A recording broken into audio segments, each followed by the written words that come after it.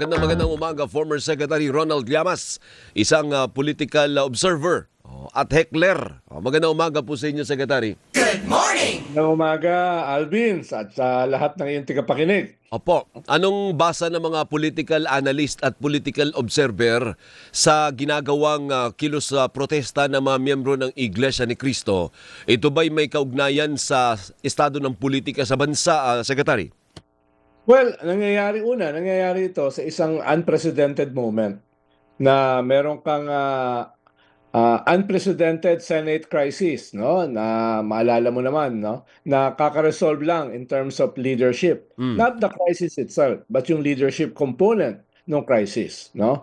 At ikalawa, nangyayari ito dito sa unprecedented corruption scandal in the hundreds of billions na nagsimula more than a year ago.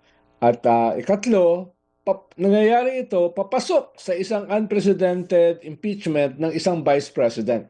The first time na may impeach ang isang vice president na kandidato for president sa 2028 at nangunguna doon sa mga surveys for now.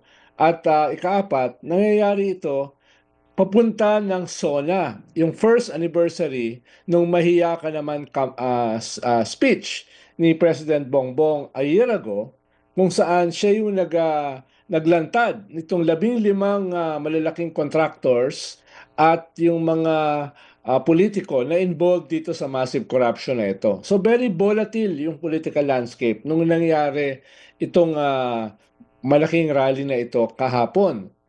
Clearly, yung purpose ng rally ay dalawa. Una, protektahan si Marcoleta. Nasabi nila, tinutugis at saka pinipersecute dahil dun sa kanyang pag-expose daw ng corruption as head ng Blue Ribbon nung panahon ni Senate President Alan Peter Cayetano. Ikalawa ay yung galit nila, yung whataboutism. What about yung iba? Bakit yung iba ay hanggang ngayon wala pang kaso at hindi pa nakukulong? Bakit inuuna si Marcoleta? At yung kasama dyan, yung not so bail threat, na kung ito ay hindi nyo i-resolve, kung hindi nyo i-atras yung kaso ni Marcoleta, kung hindi nyo kakasuhan yung ibang mga corrupt officials, dadali namin ito sa inyong pintuan, no, sa Malacanang, no, not so bail, no. Kaya yun yung nangyayari kahapon at saka ngayon, no. Kaya yung potential ay baka hindi lang disruptive. Yung potential ay pwedeng maging destabilizing. Ayun. Sabi nga dalawang tao kahapon, si former Secretary Jing Paras, Secretary ng panahon ni Digong, at saka si Celis, yung SMNI. Ang sabi nila ay nandito si Vice President, handa ka lang, baka ikaw ang pumalit. So, hindi na ganun ka-veiled yung threat na kung hindi kayo aatras, posibleng ipalit namin yung Vice President. Yeah, pero apparently, mukhang hindi din ganun katindi yung threat. As a matter of fact, ang Malacanang sabi hindi threat eh. Kasi even the President pushed through or will push through with his Canada trip. Hindi ba today, aalis ano? Kasi hindi naman aalis yan pag credible masyado yung threat, di ba, Secretary? Yes, dahil ang dilema ng Malacanang, no? Kung kung hindi nila ito haharapin, ibig sabihin kung aatras sila, sobrang lame duck ang magiging itsura nila. Ibig sabihin, from now until 2028, hostage na sila nitong religious group na ito or other groups na maglulunsad ng ganitong klaseng rally, disruptive rally. So magmumukha silang sobrang mahina.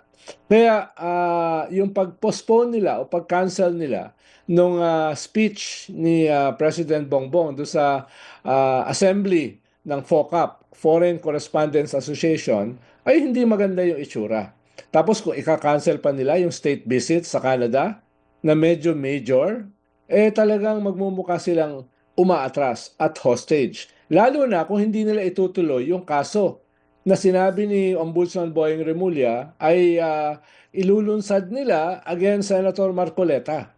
No? So yun yung isang dilema nila. Pero pag tinuloy naman nila, baka kasi itong disruption maging destabilization. So yun yung dilema nila. Mukhang ang pinili nila yung una. Hindi. Kukuha namin to. Haharapin namin ito, hindi namin i-atras yung kaso, at papalabasin namin or ipapakita namin na yung threat ay hindi ganun kalaki. Mukhang So, yun ang naging option nila. ibig mo sabihin tutuluyan si Marcoleta, itutuloy yung kaso.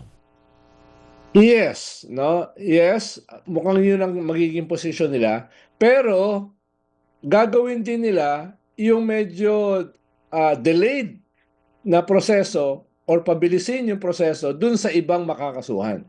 Halimbawa, mga contractors, halimbawa, mga ibang tao sa gobyerno na medyo hindi maganda yung image dahil yung nag-iisang cabinet secretary na kinasuhan nila, mukhang gagawin pang state witness. So, sino na yung naiwan na tao ng gobyerno yung kinasuhan? So, yun yung ikalawa. I-escalate nila yan. At ikatlo, mga politiko. Katulad ng mga congressmen na dati sabi nila more than 60 ang involved. Pero ni isa, wala pang nakakasuhan or nakukulong, maliban kay Saldico na nakasuhan.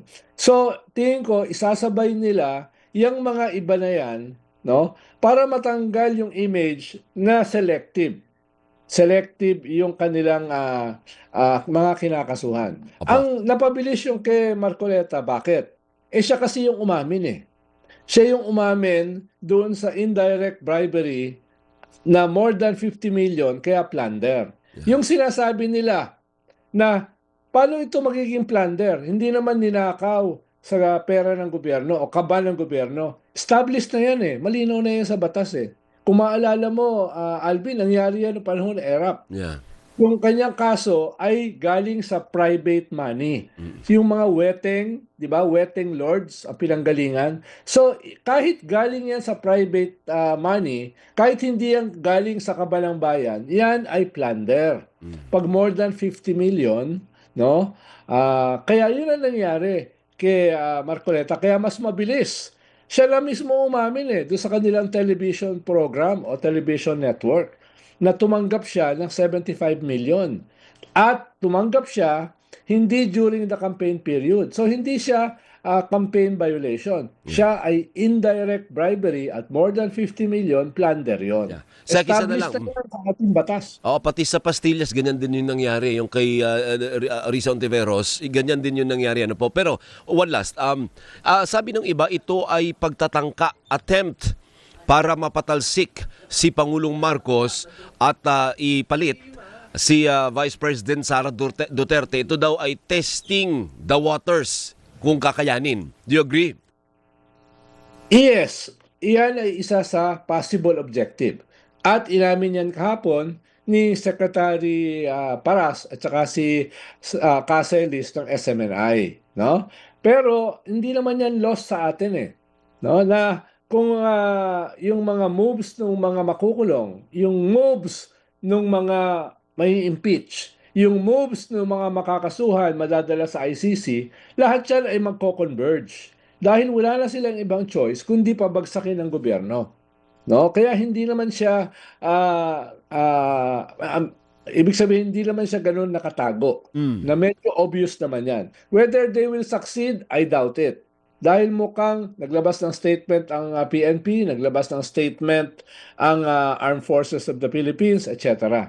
Kaya tingin ko for now ay hindi nila kayang gawin yan, no? Tingin ko by today magdi-disperse na yan. By today, no? But Dahil they will attempt again and again and again. yes. Halimbawa, going into the impeachment, malamang magkaroon na naman ng ganong klaseng mobilization. Ihahalo na nila yung impeachment at saka itong mga makukulong katulad ni Marcoleta. Tapos going into the SONA, mauulit na naman yan.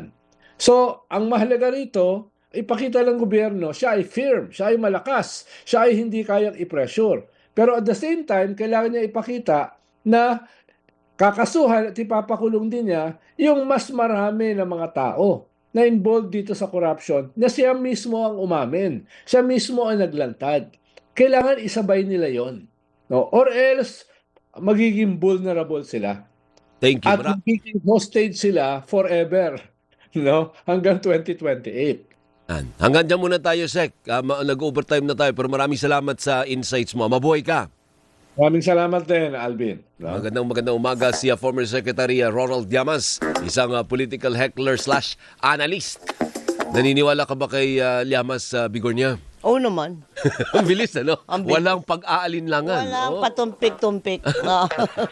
Radyo Patrol, balita alas 7 sa pagbabalik ng Gising Pilipinas! Energy!